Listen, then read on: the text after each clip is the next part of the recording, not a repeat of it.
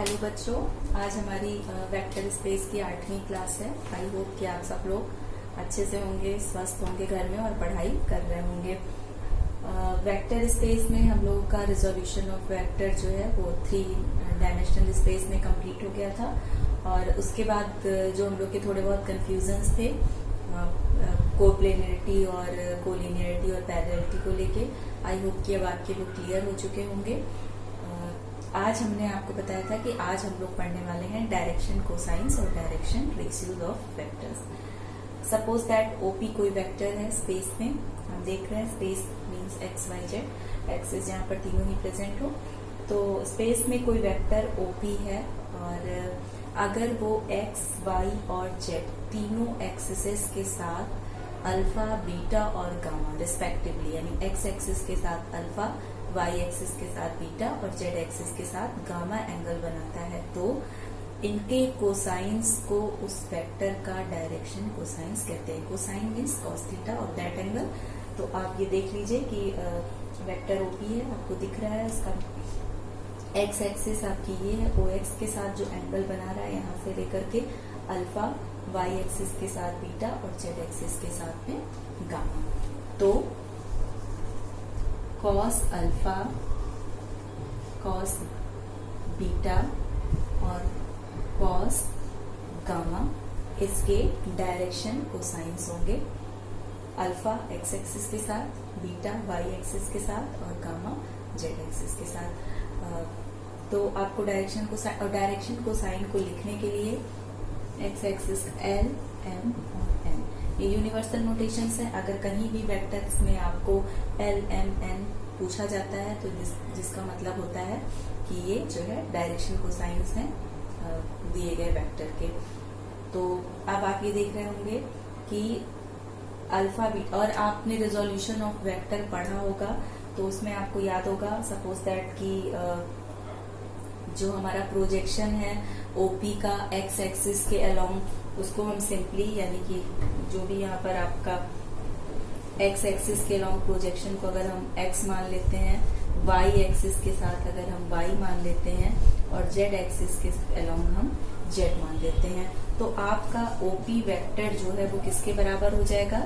X आई cap, Y जे cap और Z के cap. ये रिजोल्यूशन में आप सीख चुके हैं कि अगर हमको एक्स, वाई और जेड तीनों एक्सिस के अलोंग प्रोजेक्शन मालूम है कि कितना वो एक्स एक्सिस पे कट कर रहा है, उसके एक्स एक्सिस के कोऑर्डिनेट्स, वाई एक्सिस के कोऑर्डिनेट्स, तो उसको हम वेक्टर फॉर्म में डिनोट कर सकते हैं, रिजोल्व कर सकते हैं दिए गए वेक्टर को। तो अब ओपी वेक्टर आपका एक्स आई, वाई जे और जेड के बराबर है, जहां पर आपका सपोज दैट ओ एम है आपका, पिछले वाले फिगर से आप लोग को रिलेट कर दीजिएगा।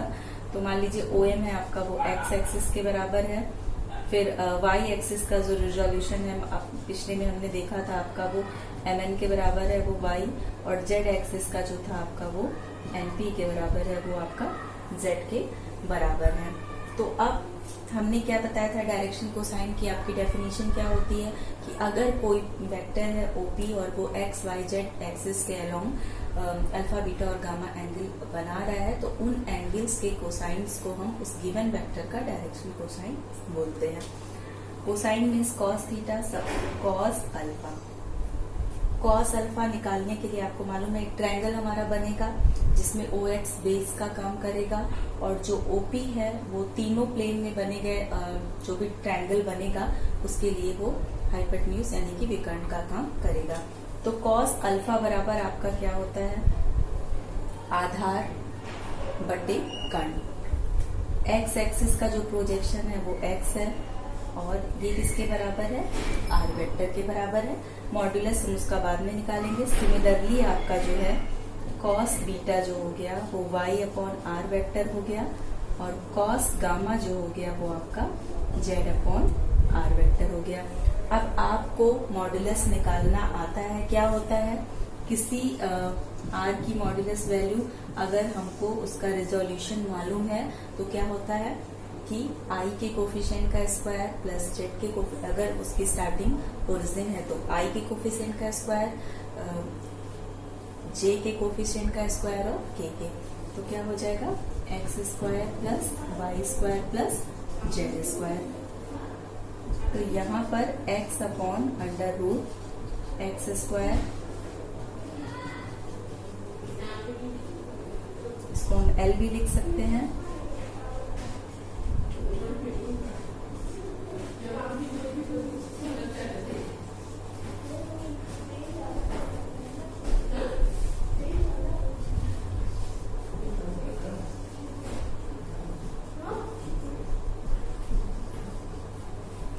आप देख सकते हैं कि हमारा L, इसको आप M लिख सकते हैं और आप इसको M लिख सकते हैं। तो L M N इसका यूनिवर्सल नोटेशन है। कहीं पर L M N अगर आपका यूज होता है तो इसका मतलब वो डायरेक्शन कोसाइन से उसका मतलब है। तो x अपॉन यानी कि cos अल्फा की वैल्यू जो हो जाएगी वो आपकी x upon modulus of r cos beta यानी m की value y upon modulus of r और cos गामा की वैल्यू आपकी हो जाएगी z upon coefficient of r। तो ये हो गया आपका किसी गिवन वेक्टर का डायरेक्शन कोसाइंस। अब आते हैं डायरेक्शन रेशियोज पर कि डायरेक्शन रेशियोज क्या होते हैं। सिंपली किसी वेक्टर का x, y और z के अलोंग जो प्रोजेक्शन होता है, यानी x के अलोंग इसका x है, y के अलोंग y है और z इस पर्टिकुलर केस में और z के अलोंग स्मॉल z के बराबर है। तो इस वेक्टर गिवन वेक्टर r के लिए जो डायरेक्शन रेशियोज हो जाएंगे वो क्या हो जाएंगे, x, y एंड z। तो आई होप आपको डायरेक्शन कोसाइंस और डायरेक्शन रेशियोज समझ में आ गए होंगे। डायरेक्शन कोसाइंस फिर से रिपीट कर दे रहे हैं कि अगर कोई वेक्टर OP आपको स्पेस में दिया हुआ है और वो x, y और z एक्सिस के साथ रिस्पेक्टिवली अल्फा, बीटा और गामा एंगल मीट करता है, तो अल्फा, बीटा और गामा के कोसाइंस को हम उस गिवन वेक्टर का डायरेक्शन कोसाइन बोलते हैं। उसको L M N से डिनोट करते हैं। और डायरेक्शन रेशियोज क्या होते हैं कि डायरेक्शन रेशियोज जो होते हैं वो आपके सिंपली किसी वेक्टर के x, y और z डायरेक्शन में जो प्रोजेक्शंस होते हैं यानी कि जो उनके कोऑर्डिनेट्स होते हैं वो ही आपके डायरेक्शन कोसाइंस होते हैं। डायरेक्शन रेशियो निकालने के लिए आपको मालूम है, अगर कोई वेक्टर रिजॉल्व पार्ट में दिया है तो i का L बराबर क्या हो जाएगा, आपका i का कोफिशिएंट और उस गिवन वेक्टर का मॉड्यूलस आप निकाल सकते हैं X square plus Y square यानी कि i के कोफिशिएंट का स्क्वायर प्लस j के कोफिशिएंट का स्क्वायर प्लस k के कोफिशिएंट के स्क्वायर का अंडर रूट। तो अगर i के coefficient upon modulus of r वो आपका x एक्सिस के अलोंग डायरेक्शन कोसाइन, उसी तरीके से j के कोफिशिएंट के अपॉन वेक्टर का मॉड्यूलस cos बीटा की वैल्यू आपको देगा, उसको m से डिनोट करेंगे और उसी तरीके से हम cos गामा यानी n की वैल्यू निकाल सकते हैं। तो और जो प्रोजेक्शन होंगे सिंपली यानी कि x एक्सिस का जितना पार्ट यानी कि जो भी इसके कोऑर्डिनेट होंगे पॉइंट P के x, y, z एक्सिस के लोग वो आपके डायरेक्शन रेशियोज कहलाएंगे। तो आई होप आप समझ गए होंगे। अब हम कुछ रिजल्ट्स डिस्कस करेंगे डायरेक्शन कोसाइंस और डायरेक्शन रेशियोज के।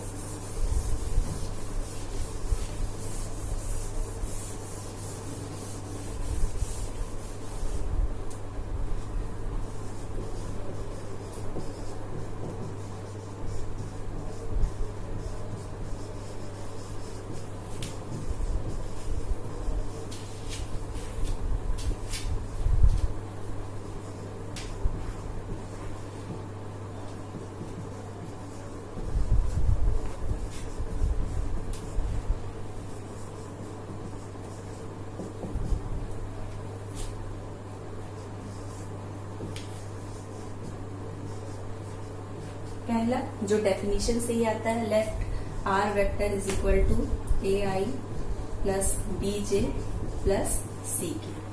तो आपकी L की वैल्यू हो जाएगी A upon under root A square B square C square. L means cos alpha, cos beta, आपका B upon under root A square plus B square plus C square. और similarly आपका cos gamma is equal to N is equal to C upon under root A square plus B square plus C square. ये आपके direction cosines हो गए। और A B C यानी कि ये क्या है, प्रोजेक्शन है x, y और z एक्सिस के अलोंग और ये आपके डायरेक्शन रेशियोज हो जाएंगे। तो जो पहला रिजल्ट है वो हमारी डेफिनेशन से ही आता है, तो इसको आप डेफिनेशन से कोरिलेट भी कर सकते हैं। नेक्स्ट रिजल्ट,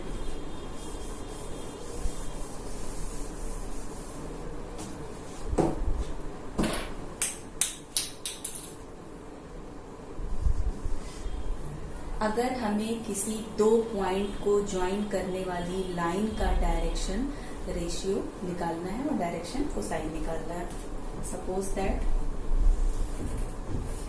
ए बी कोई गिवन वेक्टर है, तो ए को मान लीजिए ए की वैल्यू किसके बराबर है, इसको हम अगर पोजीशन वेक्टर के पॉइंट से निकालते हैं तो ओ ए वेक्टर और ओ बी वेक्टर आपका हो जाएगा। सपोज दैट ये किसी एक ही ओरिजिन से, इसको आप ऐसे भी एज्यूम कर सकते हैं। तो ओ ए वेक्टर आपका स्मॉल ए वेक्टर के बराबर है और ओ बी वेक्टर आपका स्मॉल बी वेक्टर के बराबर है। ए वेक्टर को हम मान लेते हैं A1i, A2j, A3k और बी वेक्टर को मान लेते हैं B1i plus B2j plus B3k।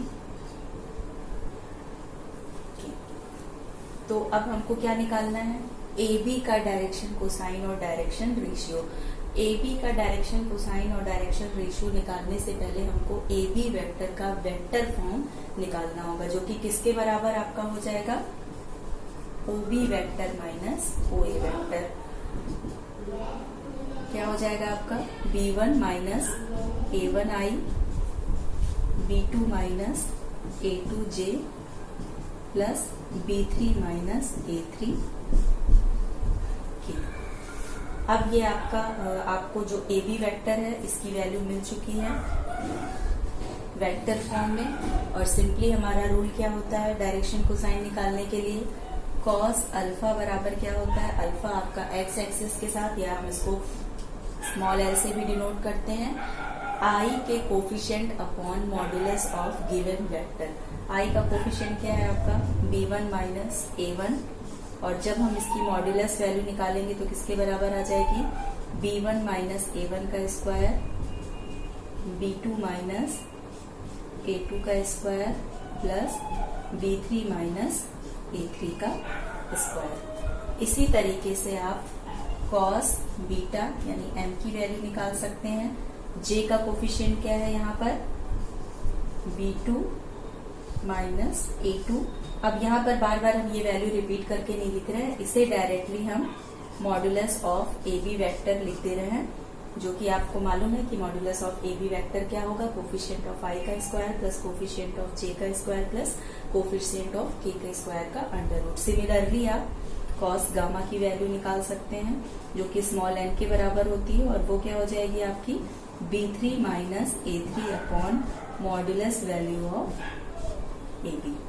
और अब डायरेक्शन कोसाइंस आपके निकल गए हैं। डायरेक्शंस रेशियो क्या होते हैं आपको मालूम है, डायरेक्शन रेशियो सिंपली किसी भी लाइन का जो प्रोजेक्शन होता है एक्स वाई जेड एक्सिस के अलोंग, तो यहाँ पर क्या हो जाएगा, B1 minus A1 comma B2 minus A2 और B3 माइनस A3। ये आपके डायरेक्शन रेशियोज हो गए और ये आपका हो गया डायरेक्शन कोसाइंस। कब, जब हमको दो पॉइंट दिए हुए हों और उन दोनों पॉइंट को आपस में जोड़ने में जो लाइन बन रही है, हमको अगर उस गिवन लाइन का रेशियो, या हम इसको इस तरीके से कह सकते हैं, दो गिवन पॉइंट को जोड़ने वाली रेखा का या जोड़ने वाले वेक्टर का डायरेक्शन कोसाइन निकालिए, तो सबसे पहले आपको इसको वेक्टर फॉर्म में कन्वर्ट करना पड़ेगा।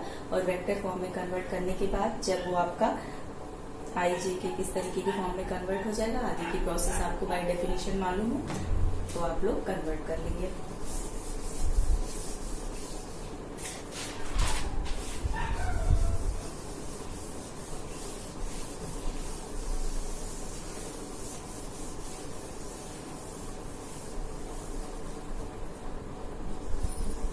तीसरा रिजल्ट, अगर दो वेक्टर्स A और B पैरेलल हैं, A and B are two non zero vectors, यानी कि ये जीरो के बराबर नहीं है, नॉन जीरो वेक्टर्स और क्या कंडीशन है कि vector A is parallel to vector B. और अब आपको इसका डायरेक्शन, कोसाइन और डायरेक्शन रेशियो निकालना है। अगर दो वेक्टर्स पैरेलल होते हैं तो उनकी कंडीशन क्या होती है, मालूम होगा आपको।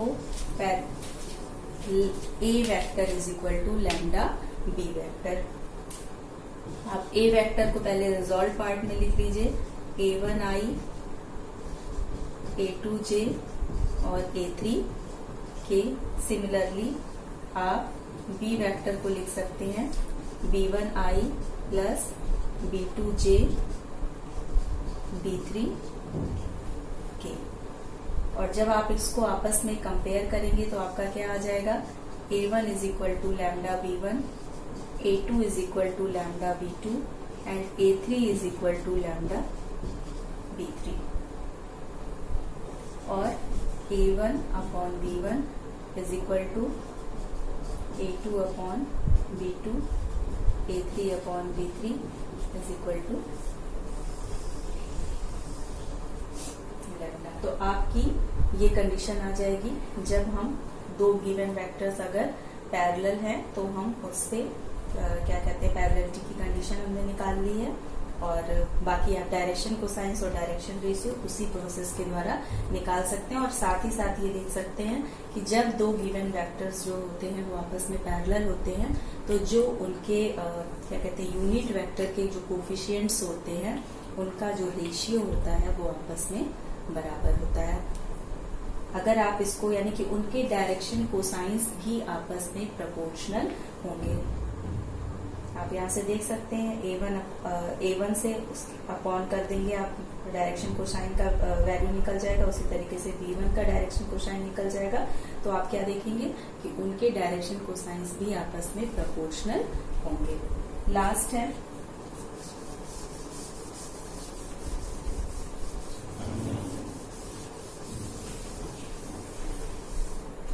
अगर L बराबर आपका हमने बताया था x कोई भी गिवन वेक्टर है, L बराबर मॉडुलस ऑफ R वेक्टर।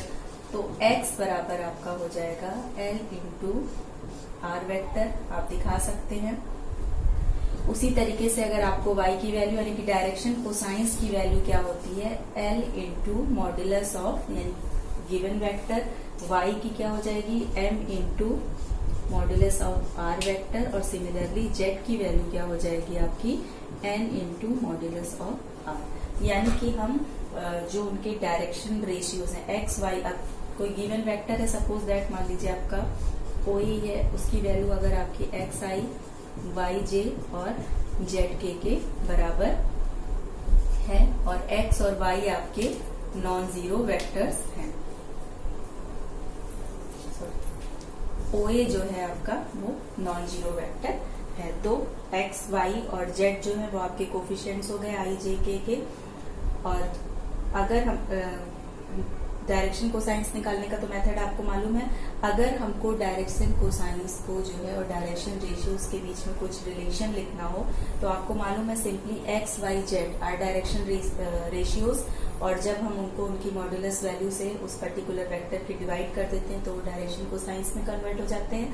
तो यानी कि डायरेक्शन रेशियोज को डायरेक्शन कोसाइंस के रूप में अगर लिखना हो तो x is equal to L into क्या हो जाएगा वेक्टर r का मॉडुलस, y इंटू y की वैल्यू क्या हो जाएगी m इंटू वेक्टर r का मॉडुलस, जहां पर L, M, N क्या है डायरेक्शन कोसाइंस। तो अगर हमको किसी क्वेश्चन में डायरेक्टली डायरेक्शन कोसाइंस दिए हुए हैं, अगर हम उनको मॉडुलस वैल्यू से मल्टीप्लाई कर देते हैं, मॉडुलस वैल्यू हमको पता है, तो हम उसका प्रोजेक्शन x, y और z एक्सिस के अलोंग निकाल सकते हैं। ये रिलेशन होता है, आप इसको ध्यान से देख लीजिएगा। तो ये 4 इंपॉर्टेंट रिजल्ट थे आपके डायरेक्शन कोसाइंस और डायरेक्शन रेशियोज से। अगर आपको नहीं समझ में आएगा तो अपनी नेक्स्ट व्हाट्सएप क्लास में इसे डिस्कस करेंगे। तब तक आप लोग इसे सॉल्व करते रहिए, सुरक्षित रहिए। Thank you.